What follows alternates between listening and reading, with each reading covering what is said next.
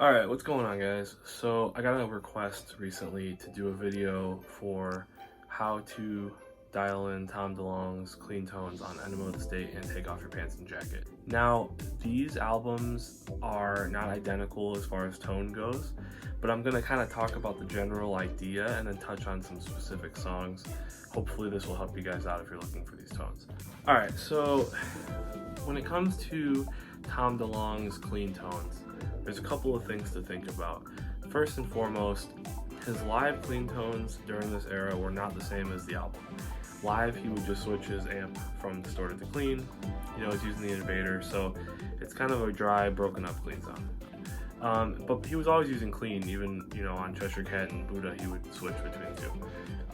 And then Dude Ranch, there was a lot of like acoustic parts, either doubled or just acoustic for the clean parts. So like, even in like the Bridge of Damn It, like you'll hear acoustic guitars. So, you know, this was kind of a change up working with Jerry Finn.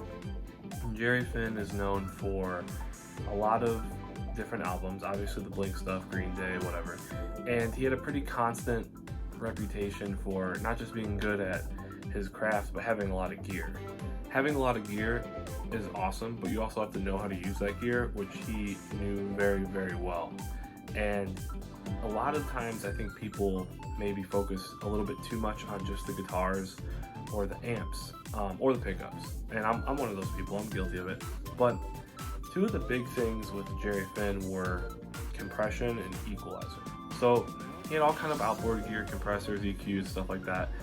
And I think especially with the cleans, it's important to talk about because Blink's clean tone on those two albums, the one constant is they're very like even, I would call them, and like lush, but they're done like that purposefully. So, you know, this is kind of the formula the Pixies or Nirvana were using, but it's like a real big pop thing nowadays. You start small, explode in the chorus, huge chorus. So when Blink was using clean, it was usually for like an intro riff, maybe an intro riff and a verse, and then bridges and interludes. So like What's My Age Again is a great example of that. So you put a little bit of compressor just to keep everything even so these notes aren't different volume. It's also important to mention I'm using the neck pickup on the Strat, and then the amp model I'm using here is like a Fender, just like a 65 Twin. The thing about the guitars Tom was using at the time, I think Jerry Finn probably had Strats and Tellys and different single coil stuff, but I almost feel like he was using P90s, but I'm not certain. However, I do know that there are pickups that clean up pretty good and the amps are pretty clean, but still tubey and have just the slightest amount of breakup. The compression's gonna kind of keep it all even. But when it comes to like effects, obviously Tom DeLonge was pretty, you know, almost anti-effects until, I guess, I mean, he used them on Take Off Your Pants and Jacket, but more towards Angels and Airwaves and like later Blink, he was using like Flange Live and stuff like in like 03, 04. But when it comes to like the effects on the album, it's hard for me to believe that they're all in post-production or outboard gear because Tom usually wouldn't want them to be going on while he was playing. So even if it was in a rack, he would probably notice. And Jerry Finn didn't like to do too much to guitars in post as far as like changing the tones and stuff. He liked to dial them in a room. That's why he would mix them together with different amps and mics. So I'm not entirely sure what was going on here, but there's definitely some kind of chorus going on in the back, and I think a little bit of reverb. It's not uncommon for cleans at all, but it's definitely just meant to make sure it's not so dry.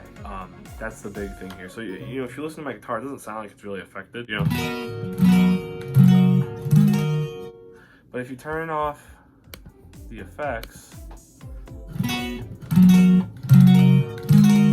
you can subtly tell. You can tell better in a recorded mix.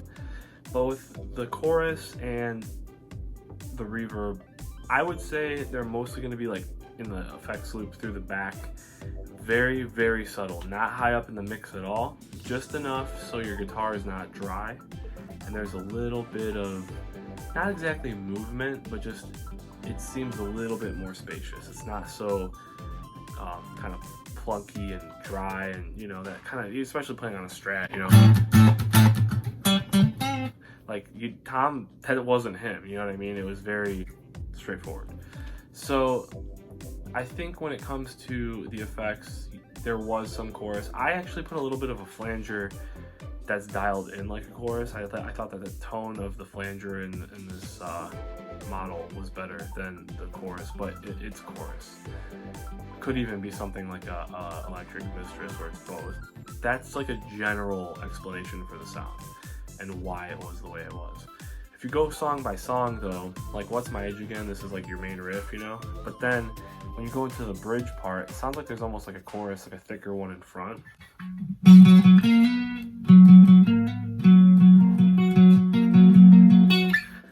That gives it a little bit more movement. It's a little bit bassier, or more mid-range, and it's meant to stand out because it's the, not really guitar solo, but it's the bridge of the song, and it's supposed to kind of separate those two choruses from each other and give it something, you know, to build to. So that's purposely done there. It's very, you know, well thought out, especially by the producer at least. When you go to something like Dysentery Gary, you know, and there's cleans in the, basically it's like an interlude that they do a couple times. Something like that. That's a little bit more chorus, a little bit more than just like the one in like a What's My Age Again riff. There's a little bit more mid-range, a little bit more bass. But again, it's just to separate the parts. And Going Away to College, like that song, see, to me, this one has flange. You can hear it. I don't know, like, again, if this is post-production or what, but he definitely EQ'd that intro riff that comes on later in the bridge to be a little bit more like lo-fi, so almost like a megaphone kind of sound, you know? And then the riff itself, there's flanger, so it's like kind of like that lo-fi, you know, almost like a megaphone sound the way it's EQ'd. And then there's like a slight flange going on in the back in the loop. You can kind of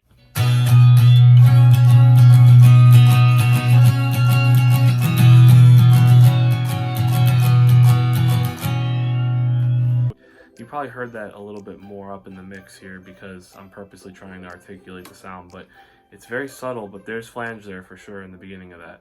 So again, a lot of the cleans here are compressed. They have some reverb and some chorus in the mix very slightly to give them just a little bit of wetness so they're not so stark and dry.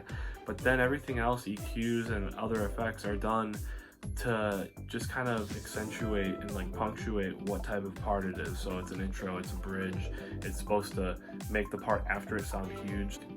The way that he's laying these parts out, it's supposed to make the next part sound huge. You know, Going Away to College explodes into that riff. What's My Age Again, real huge chorus. And these are just a few examples. There's other cleans on Enema, but that's the main kind of point I'm trying to make. So when it comes to something like Adam's song, that's kind of the exception here. That song is, it's not like an acoustic song by any means, but it's mostly clean. Like the choruses are distorted and that's about it. Everything else is like that kind of clean guitar. And that song is down a full step in D standard, so it's gonna sound a little bit low. The peak of the low mids is definitely different than the rest of the songs. That may not make a huge difference when you're playing at home, but to guys like Jerry Finn, I'm sure he was tweaking all kind of EQs. That song seems to have a little bit more mid-range and a little bit more low end in the clean parts themselves and the intro riff and the verses, and that's just to thicken them up because they're singing over that clean muted part and it's kind of all over the place. But it's the same idea with the way that they're working the effects. Take Off Your Pants and Jacket is kind of a similar idea. It's just that I think that they were experimenting with different guitars and different amps to achieve those sounds. So again, the EQs are different on each song, and you might hear something like that's a little bit more like a different pickup or whatever. Your main kind of thing you're going to hear, and there's some different effects. Again, a lot of it sounds like outboard stuff or just like stuff that he had in a rack, or even just like post-production stuff. But the main one, like Story of a Lonely Guy, is like, again, it's like that kind of that chorus, you know. That's pretty much just a chorus straight through the front of the amp, you know, and dialed in depending on which chorus you have, so it sounds real, you know, thick in the mix. So I'm gonna do a video with some sound clip examples, and I can post my settings per song, but I didn't want to give exact settings because to me the songs are not all entirely the same. There's a general idea of like compressor and EQ, you know, amp with chorus, or like flange through the back, flange dialed in like a chorus. some reverb. There might have been a little bit of delay going on, but to me it's more of a reverb, it's more cavernous. And then, you know, just your speakers and stuff through the front by song. It's really nothing too crazy, but if you're like me, most of my time growing up learning to play guitar, I used clean or I used some chorus here and there, but it was really just like for the clean parts. Didn't care as much about things like compression or whatever. But when you start getting into albums and recordings, you realize the detailed complexity of like what's going on in these songs. You know, Jerry Finn really knew what he was doing and had a great ear for all of this stuff. I think that if you're going to kind of just dial in a clean tone in general and not worry about the effects, if you're just looking for that, it's going to depend on your pickup. So if you're using something like a Strat like this, you're going to want to kind of get a little bit more bass in the mix or mids, but like generally speaking, it is more of a trebly clean for sure. But that's just my ear to you know, working with the gear I have and A-Bing it with the song. So hopefully this video helped you out a little bit to just kind of put in your mind an understanding of like things you should be looking for when dialing in these tones, because a lot of times it's a lot more than just EQ or gear.